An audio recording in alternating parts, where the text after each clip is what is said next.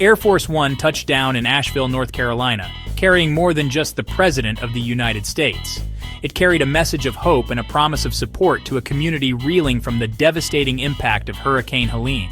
President Trump, never one to shy away from the spotlight, stepped onto the tarmac with a clear objective: to assure the people of North Carolina that they were not forgotten.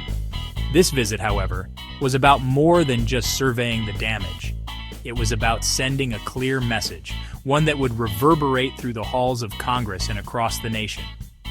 Trump's arrival was met with a mix of relief and apprehension. For some, his presence symbolized a beacon of hope, a sign that the federal government was committed to aiding their recovery. Others, however, viewed his visit through a more skeptical lens, questioning whether his words would translate into tangible action. As he navigated the debris-strewn streets, the weight of expectation hung heavy in the air.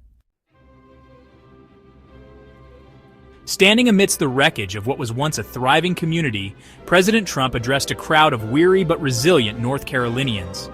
His words, however, did little to soothe the anxieties of those gathered. With characteristic bluntness, he declared that his administration would prioritize the needs of North Carolina over those of California, a state grappling with its own share of natural disasters. "Charity begins at home," he proclaimed, a statement met with a smattering of applause and a wave of unease. The president's words ignited a firestorm of controversy. Critics accused him of playing politics with disaster relief, of pitting one state against another in a cynical attempt to shore up support among his base. Supporters, however, praised his commitment to putting America first, arguing that he was simply prioritizing the needs of those who had consistently stood by him. Trump's visit to North Carolina unfolded against a backdrop of political turmoil in Washington. The Senate was locked in a bitter battle over the confirmation of Pete Hegseth for Defense Secretary, with allegations of misconduct casting a long shadow over his nomination. The president, however, remained steadfast in his support for Hegseth, accusing his opponents of engaging in a politically motivated witch hunt.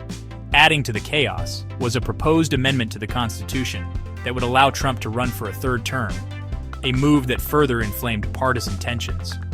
The president's opponents denounced the proposal as an assault on democracy, while his supporters hailed it as a necessary step to make America great again.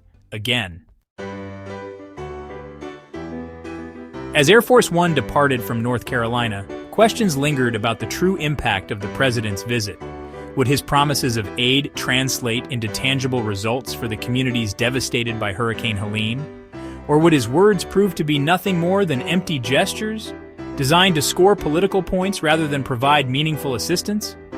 Only time will tell what the ultimate legacy of President Trump's visit to North Carolina will be. One thing, however, is certain.